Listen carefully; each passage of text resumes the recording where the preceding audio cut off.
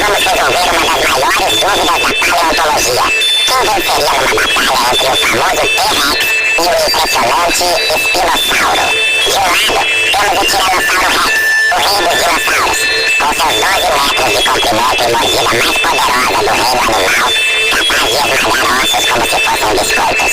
Do outro lado, o Espinossauro, um predador ainda maior, chegando a 15 metros, com suas garras gigantes e uma vela nas costas que o tornava único. Além disso, era um excelente nadador e pescador. Mas aqui está a verdade científica. Provavelmente eles nunca lutaram. Viveram em continentes e épocas diferentes. O espinossauro habitava a África há 97 milhões de anos, enquanto o T-Rex reinava na América do Norte há 66 milhões de anos. Curioso por mais conteúdo sobre dinossauros? Deixa seu like, se inscreve no canal e ativa o sininho. Compartilhe com seus amigos e me conta nos comentários qual desses predadores é seu favorito.